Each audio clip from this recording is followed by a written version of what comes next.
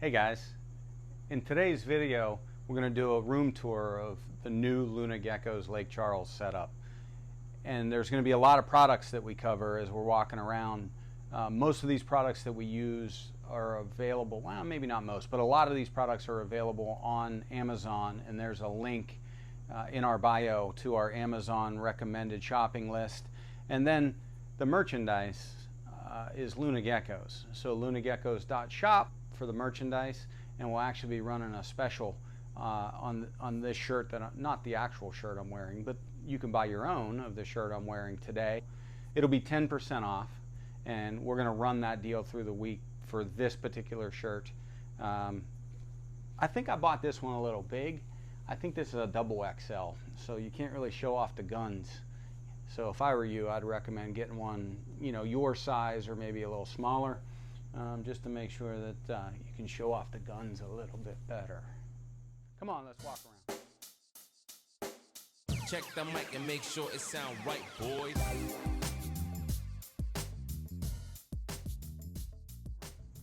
We'll start over here.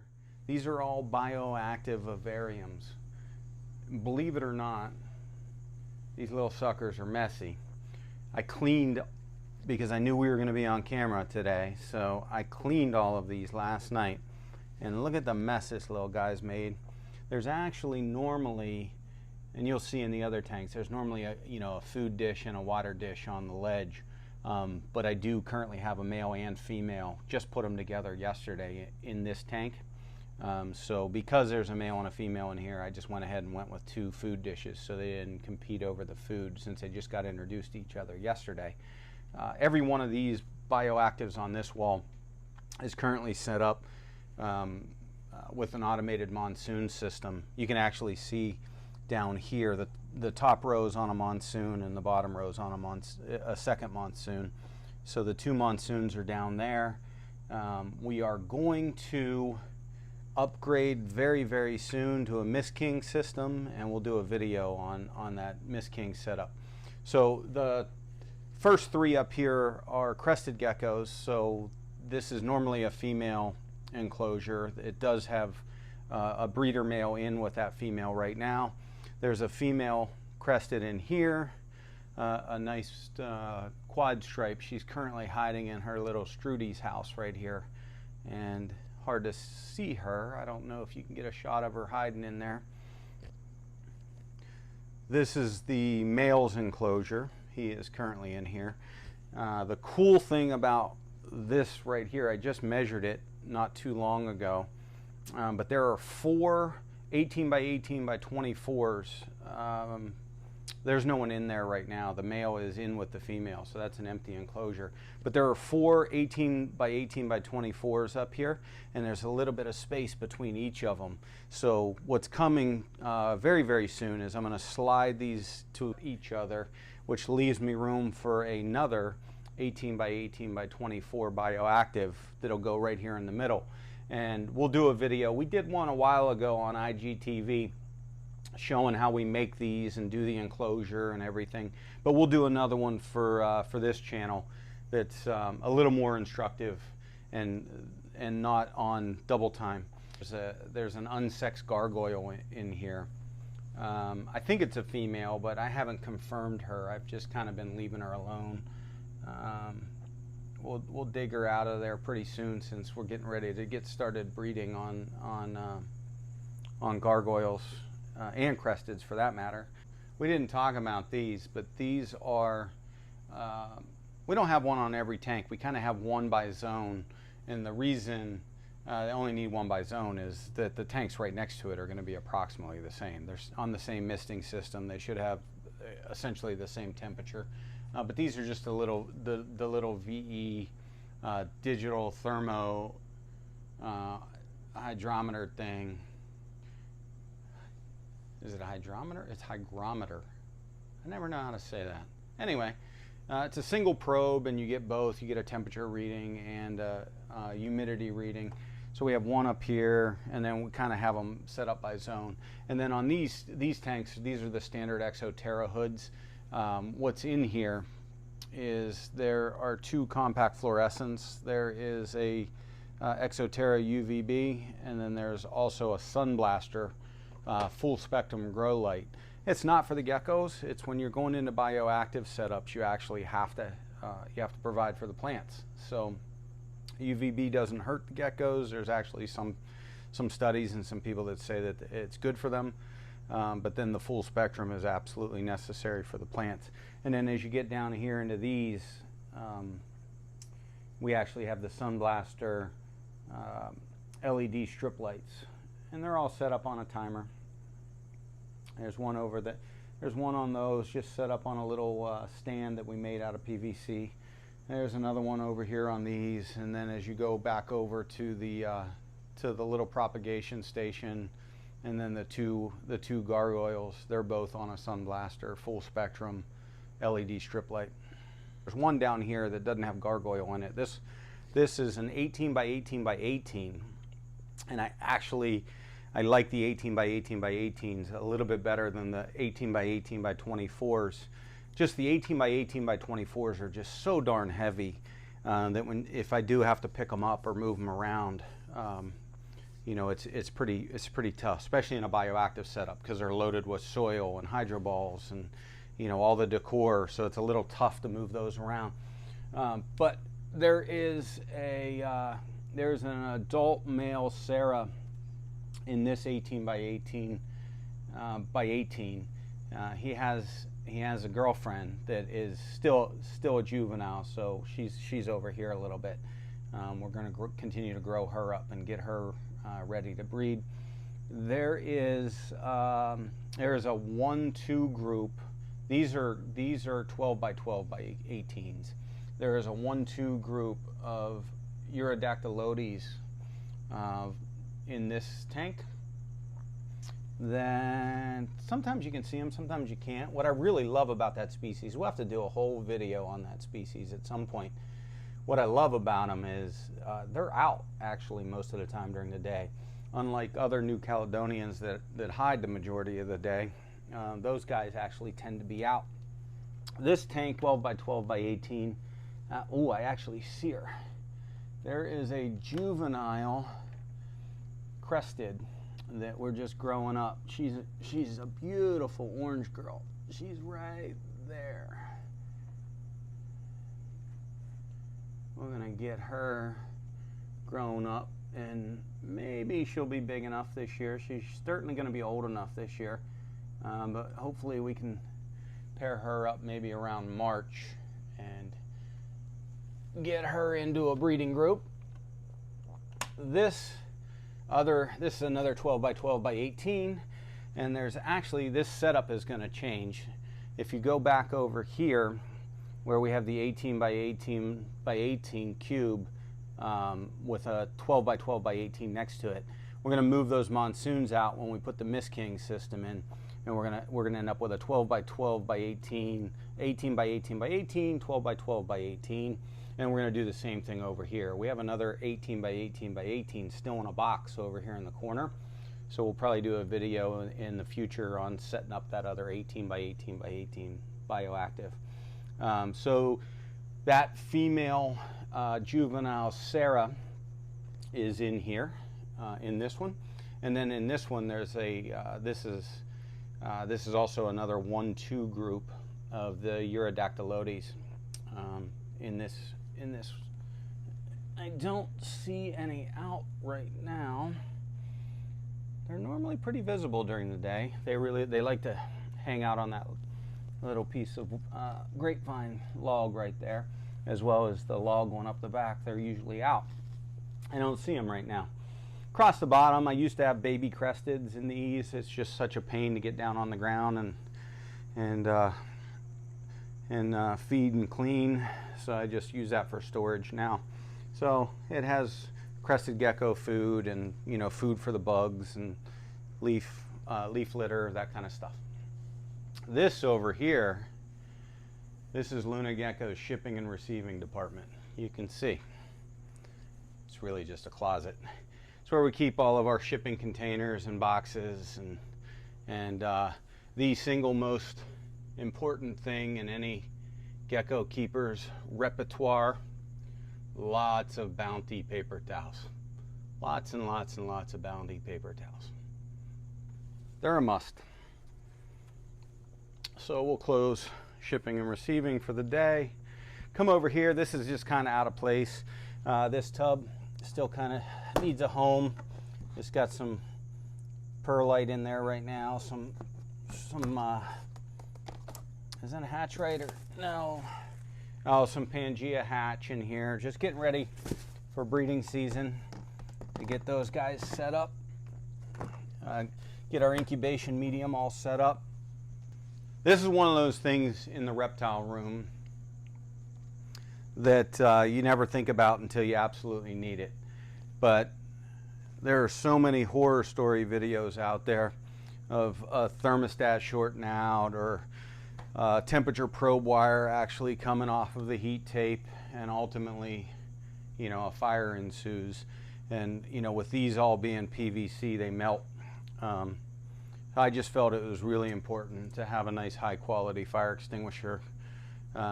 This is kind of overkill, but it came with the fire extinguisher and I thought it was kind of cool, so I put it on the wall. This is, these are all VE6. You can actually see up here, they're Vivarium Electronics VE6s, and each one of these racks, what I love about the VE6 is the flexibility.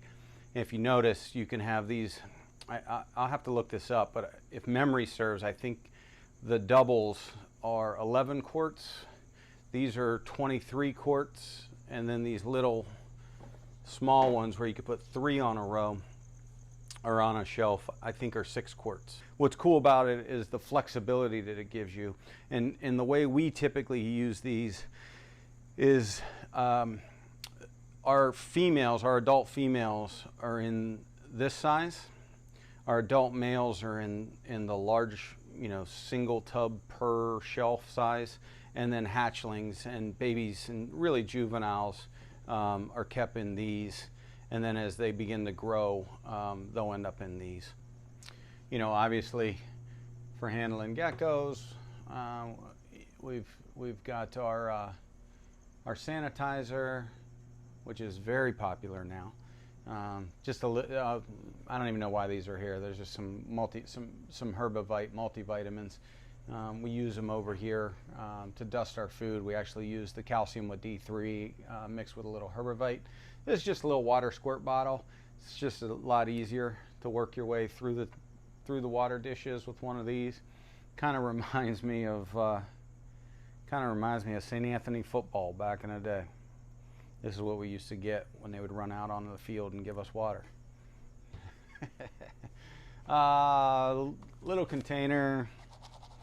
This is what we put the mealworms in to dust them before we feed them. These are just little white tabs that actually come with these. The only thing I use them for right now is, you'll see there's a couple of them down here. I just use them to let me know that I still have a couple picky babies, actually 3 picky babies, that are still enjoying crickets. So that just lets me know that those 3, typically a leopard gecko baby is not going to get crickets, they're going to get mealworms. Fat tails all get crickets, so nothing over there. And then this is just our little DS6000 scale. I've had this scale for years, works great, really like it. The only problem with it is it doesn't do grams and points. It only does full grams. So when you, especially with like new cows, when you start getting into a smaller species, not having that is a little bit tricky. And then this is just a little dirt devil. I like this. It's got a little extender arm in it. It's nice, just nice for a quick cleanup. It's not the main cleaning tool, but it's a quick cleanup tool. Works really good. So this is a VE6 stacked on top of a VE6 with the caster wheels. And then each one of these is controlled by a VE300X2. I really like these thermostats. These X2s are dual zoned, and so the top 6 shelves are on zone 1 and the bottom 6 shelves are on zone 2, and you can actually set them at different temperatures, and you can you can set night drop or whatever you want. And so what we have, the way we set this up, this rack, both of these VE6, so these 12 shelves, these are our African fat tails. And then you get into our adult breeder leopard gecko females. So these are all adult leopard gecko females. And then these large tubs are adult breeder leopard gecko males. And then typically in this shelf, the 3 bin, we have a couple babies from the 2020 season that got a little big, so we had to move them up into larger sizes. And then there's some holdbacks down there at the bottom. Beginning and throughout most of breeding season, these are just all of these triples. So there's 36 of these in one of these stacks. We actually almost ran out of space at the end of breeding season last year, and hurried up and bought another one of these because there's a fairly long lead time on these. I think it's about 6 weeks. So we quickly went out and ordered another one right as we got back to the United States, and sure enough, didn't need it. Unfortunately, the place I used to buy these from used to ship them fully assembled. The only thing you'd have to do differently is I always order the caster wheels, so I would just have to install the caster wheels, and then I always order this little extra shelf, so I just have to I'd slide this shelf in, I'd flip one of them over, put the caster wheels on, plug them in, good to go. Because of shipping costs, they've changed their policy, and they now ship them unassembled. So clearly I need more space for babies if I'm going to produce 350, 400 babies this year. So I'm going to have to get this other rack built, and pretty soon we'll do a video on how much I enjoy building these versus just buying them shipped assembled and plugging them in. That'll be coming soon. Over here in the corner, a little bit of a mess right now. Like I said, we have an Exoterra 18 by 18 by 18 still in that big box. A bunch of plants that we just ordered. Those are used for our New Caledonian setups, which I'll show you in a minute. And then there's something really cool in here. There's a company called Dragon Haas that's building custom enclosures. They went ahead and shipped me 12 by 12 by 18 that I promised that I would do an unboxing and a review on. So that's coming really soon. One of my favorite things in the gecko room is something that's not typically in a gecko room. This is a tattoo artist stool. And what's really good about this is when I get into these lower racks, I can just kind of fly back and forth on these lower racks. And I did skip this. I used to use, the little Exoterra hand sprayers. And when you start to get into this many geckos, that little bottle hand sprayer thing gets to be a little bit pain, and they clog up a lot. They break. They're great. They're great if you only have a few geckos, but if you get into something a little bit more substantial, you need to get one of these. There's a million different brands of these out there. I didn't know exactly which one to get. I bought this one because it was orange, and I thought the orange was cool. So that's why we have that one. So let's come back over to this side. We've got an air purifier in here, because anybody that deals with geckos knows that there's a lot of dust created. A lot of mealworm dust primarily is created, and this kind of helps cut down on some of that. This little Exoterra incubator is not our primary incubator. This is because it gets kind of warm in this room. So this is one of those small mini fridge ones that heats and cools. And so what we use this one for at the moment are New Caledonians. And kind of to our surprise, as I showed you a little bit ago, we have those two different groups of 1-2 Urodactylotes. And I was in there noticing a little white spot just under the moss in their tank, and I realized that was an egg and not an isopod. So we did a little hunt through the moss in their enclosures, and we were able to pull 6 eggs out. I'm actually going to change these. I mean, between the cresteds and the ceras and the gargoyles and the Urodactylotes, I think these are 16-ounce deli cups. I just happen to have them laying around from last breeding season. Just ordered the little jewelry box organizers that should be coming in this week, and we're gonna change this all out so we can just stack a bunch of those in there and put the Pangea hatch in them. And the problem with these incubators is if you buy the organizers that Pangea sells, they don't fit in this in this little refrigerator. I had to find something else on Amazon. I'll show them to you after they come in, and we'll see if we actually like them. Got a little college refrigerator down here. It's how we house our worms. So we get them in, in 10,000 at a time, and then we break them up into these little 8-ounce cups with holes. Drop them in here, break them out a few days before feeding, so we can get them all gut loaded up. And that's why we have some baby spinach and kale. Got some carrots over here, and the Gatorade is actually for me. On top here, we actually have a little UPS power backup, and what's currently plugged into this is this incubator and these 2 incubators over here. Would suspect it'll probably hold for about a half hour. It's real nice when you have a little power blip or a power outage to make sure that your incubators stay on. Maybe this season I'm going to have to upgrade that and get a much bigger one. Kind of been lugging that one around since I only had, a couple of these little mini fridges back in the day. And now that I'm running these big hotbox incubators, I'd like to be able to keep them going. And speaking of, that's what we have over here. So we have another VE 300X2 connected to these 2 hot boxes. The top one is a 24-inch, and we keep that one at 89 degrees. This is where we incubate both fat tails and leopard geckos are incubated in these 2 incubators. This is where we put our males, and this larger one down on the bottom is a 36-incher. Our temperature sex female eggs, and we incubate those at 81 degrees Fahrenheit.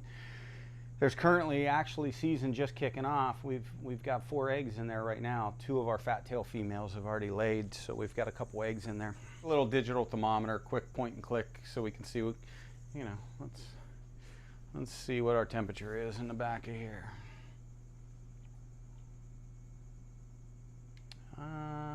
It's reading about 87, 88 degrees, bouncing around. So nice to have, especially in your incubators. You can check your eggs, never know. And then this little clock up here, this is an outdoor clock that we put in. It tells us the humidity and the temperature. It's not exactly perfect, and obviously the time, so I can see how long it takes to clean poop. But just kind of a nice little thing to be able to peek up and see what's going on. This is actually a remote temperature sensor for the nest thermostat. I can actually control the thermostat based on this sensor. So I tell the thermostat what to make this room, not the rest of the house, because we don't really care about the rest of the house. We just care to make sure the reptiles are nice and happy and warm and comfortable and safe. So little nest temperature probe that is in this room, tied back to the nest thermostat. So at a glance, I can always see what's going on.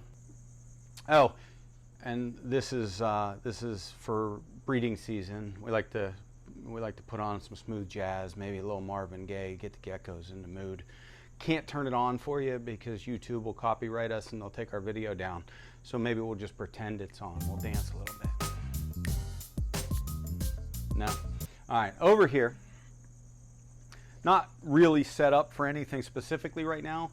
It's primarily a rack for baby New Caledonians.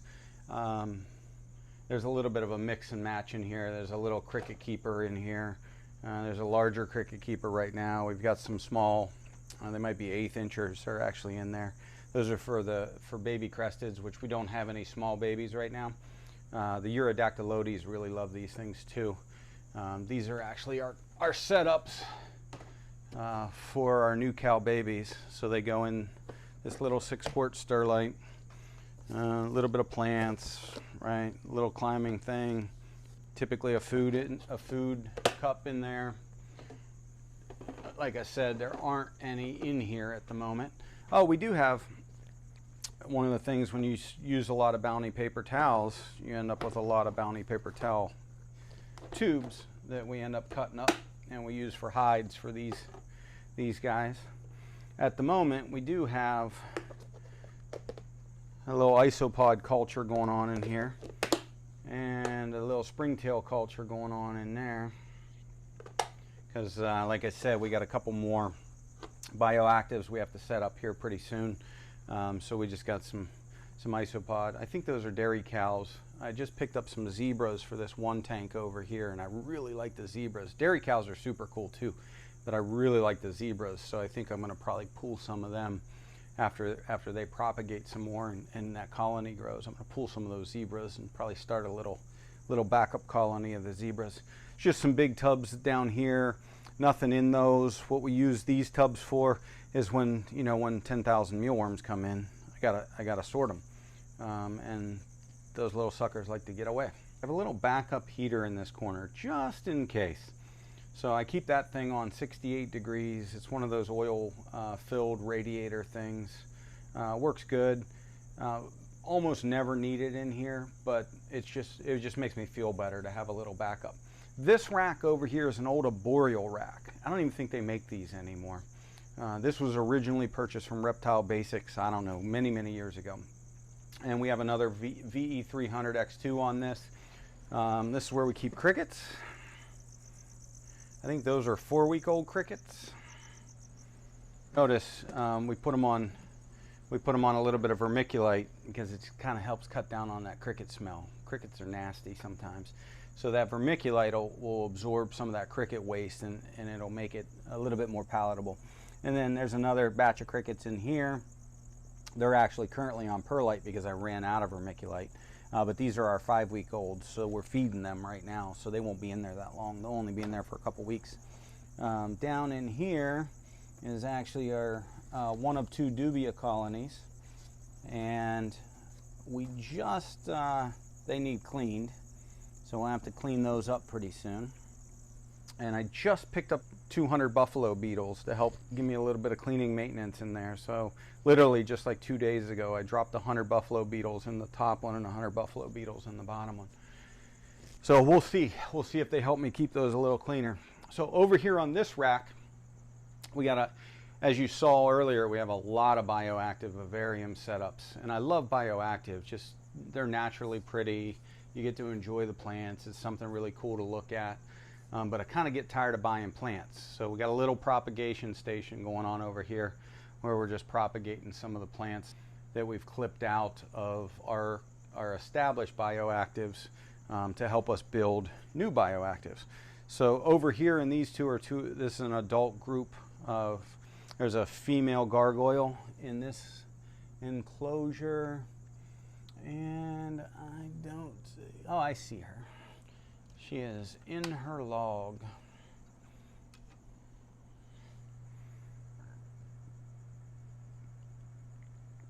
He just got moved over here. So same thing with the male gargoyle. He's up there on top of his Shrudies right now, just chilling out. So the foliage in these 2 Bioactives isn't very prolific at the moment because we just put these guys in here. And down here below and also up top, I'm pretty sure these are 27 quarts. So when we graduate our new cows as they're growing up, we bring them out of the little 6-quarters and we put them into these, and they can stay in here, really until adult, and then we can move them over into a Bioactive. So if you look, there's a baby in here right now. Hey buddy, a little quad stripe hiding in there right now. So pretty similar to the 6-quart setup, some fake plant, paper towel bottom, the air vent in the front, and then we put a little cut tube of the Bounty paper towels in there for them to hide in. And then last but not least, you can't produce all of these geckos without an ability to sell them. If you're just a hoarder and you want to keep everything. This is our little photo booth setup, and the way this works is on photo days, we drag this little guy out, slide her over there by the table, plug her in, and that's where we shoot our photos for the Instagram, website, merchandise, all that other stuff. Oh, I did leave out this little work table. I didn't have this in the room in Toronto because the room in Toronto was skinnier. So we didn't have any room up the middle to be able to put a work table in. And I really like this work table. It's nice and high, got a couple stools by it. If you come over here on this side,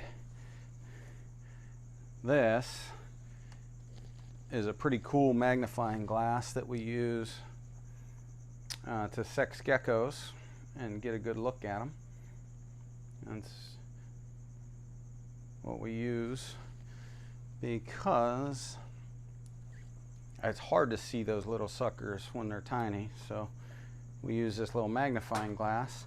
And then over here on this side we just got a little power strip that we attached directly to the leg, so it's a quick spot to be able to plug in something extra. You got your phone charger, you got this in here, got our little bullet plugged in here. You know, this little bullet is what we use to make all of our crested food, and then we keep it in the refrigerator. Some calcium. So you might have noticed while we were walking around a little bit of odd things. You know, over here on the wall we got a little bit of duct tape and some of that insulation board, and there's some ceiling out over there. Anybody familiar with Lake Charles knows that Lake Charles at the end of August got hit by Hurricane Laura, and the city was pretty devastated. This house, notwithstanding that devastation, the upstairs had I think about 11 or 12 windows blown out, so all that water came back down through the ceiling and through the walls. So as part of the remediation, there's some wall ripped out, there's some ceiling ripped out.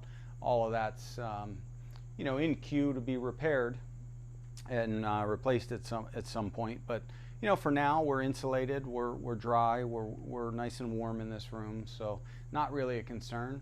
Not the prettiest, but you know what? Everybody needs a little duct tape in their life. That's about it. Thanks for coming to Luna Geckos. See you next time. It sound right, boy.